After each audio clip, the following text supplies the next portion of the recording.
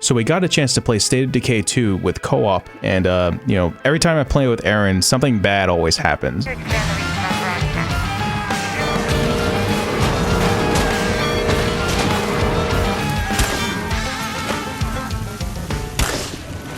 Every time I play with you, Aaron, like I always like have this really embarrassing death, and you always got to push games as far as you can until they push back. One of my biggest concerns going into this press trip was looking at people's co-op footage of State of Decay and seeing them wielding some of the heavier weapons from the Lifeline DLC and just mowing through zombies, not really caring much. I was really worried that this was going to be too easy, and I'm glad to say that after this event, I can say that State of Decay 2... this is a really hard game.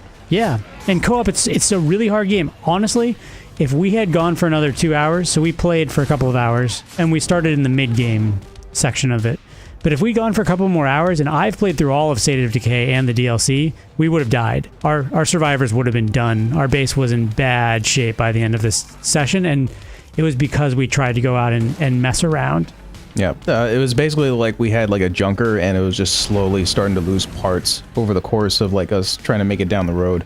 That's what I liked about this game, is that it really makes you think about whether you want to go and try to raid this office building or like maybe a schoolyard or whatever and see if there's any supplies there, versus like the risk of actually trying to do that. And because actually going there could mean your character's probably going to die, because not only are there zombies, but there's also special zombies, way more special zombies. Like there's the Juggernaut, which we encountered a few times during our co-op experiences, but also new plague zombies, which are basically sort of super zombies. They're way faster, they're way more aggressive, they're stronger, and they can infect your character, which will eventually turn them into zombies as well. The developers did talk a little bit about how they've upped the game of those zombies. I think some of that is in response to there being co-op. Like the Juggernauts in particular were savages versus cars, but could be fairly easily killed. Like I hit one with a 50 caliber sniper rifle and it dropped to its knees, and then they can be meleeed to death pretty quickly.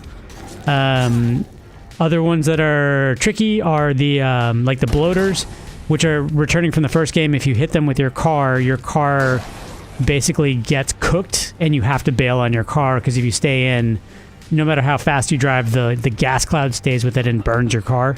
And then screamers are about the same. You definitely have to shoot them before they paralyze your team, but they do pull more zombies than in the past game. And then hunters, they zigzag a lot more. When you spot them at a distance, they are harder to hit as they come at you. This game throws a lot at you. So in the mid-game, what we were told is that sound matters a lot more. I think they ease you into it a little bit early in the game, and then as the game progresses, the louder you get, the more zombies respond. Noise is actually a big factor in this game now, compared to the first game. There's a thing where you can actually search through supplies much faster, like in this game, and if you keep abusing that feature where you actually just sort of cycle through like boxes or lockers, then you'll create a lot of noise, which will attract pretty much all the zombies in the area, which then they'll all come basically gunning for you.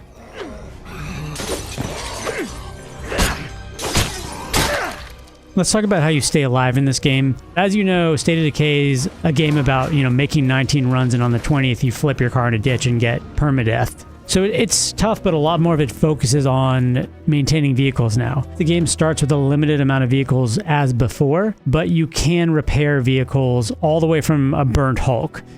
But you do need these kits. So an essential part of every run that we made was packing the trunk of the vehicle with fuel, which is new, and repair kits. And if you have those two with you, and you'll probably go through both of them in any one given run if things get hairy, then your team has a good chance of surviving. I don't like the fact, and this was a design decision, not a bug, that co-op players can't do anything when they're riding in a car other than open the door, which we had some fun with. Let's talk about the pros and cons of co-op. So how online co-op works is that there's a host and then there's a guest player. The guest player comes in the host's version of the player space. So everything the host has done, that's all set, and the guest character will come in and basically they'll inhabit that existing space. And when the guest character comes to the host's main outpost, which is where their supplies, like all their characters and survivors are. So when they go into the outpost supply locker, they won't take any of the supplies that the host character has. They'll basically use supplies that come from their version of the game. There won't be any points where, you know, the guest character will steal any supplies from the host character or vice versa. So everyone's pretty much coming in with what they came in with.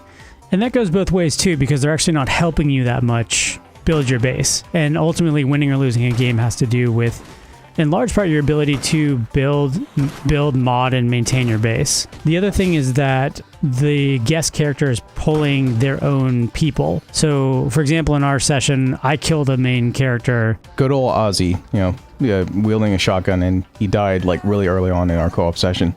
He got infected with blood plague, and I didn't recognize it until you killed him because he actually turned on us in the middle of a fight. Yeah, but the thing is, I was able to play as that character, like, you know, later on, because I was pulling him from my version of the game, and in my game, he didn't die. Like, he was fine. Like, you know, he was still in relatively good spirits despite the, you know, the circumstances they were in.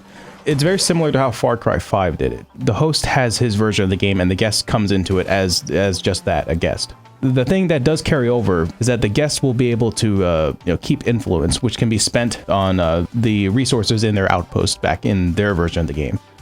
I don't feel like they have to be this safe. I think if you're inviting a friend into your game, you should just be able to let them build your base and work out of your community locker, and you know, like, why not? I feel like it's a little bit too safe to do that, and I feel like it makes it a little bit boring for the guests sometimes.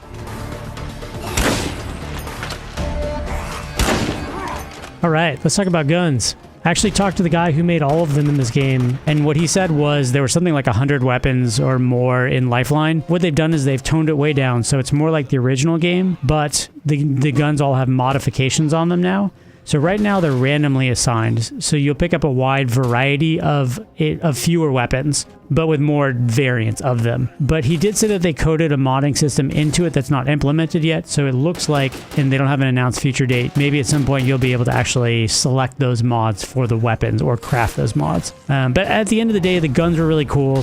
We played with a grenade launcher, we played with a 50 caliber sniper rifle, we had a shotgun with a huge drum. And like I said, we expended a lot of ammo, and by the end, we were almost out of ammo. So you can have a lot of fun, but you got to watch it. And it's that classic State of Decay thing where it'll punish you later if you just don't pay attention. Yeah, really, this is a game about balancing resources. So even though they give you plenty of like weapons and you know, which includes firearms and melee weapons, you know, you can have all of that and like, you know, have all the ammo and everything. But if you don't have like food, medicine, actual building material for your outposts, and making sure the morale is high for, you know, all their survivors in the outposts, then all those weapons don't mean anything in the long run. Because, you know, if you can't keep track and take care of what you have, then it's just not going to matter. So in a lot of cases, sometimes it's better to leave like firearms that you do find, and just in favor of like, you know, getting food and like, you know, other resources that you can take back to your outposts, you know, because that's, in the long run, that's a better option for you.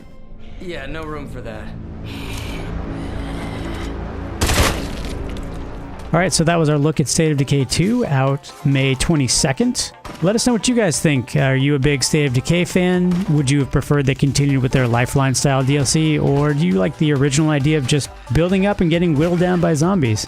Let's talk about it in the comments below, and let us know what else you'd like to see in our State of Decay 2 coverage in the near future. All right, thanks for watching, guys.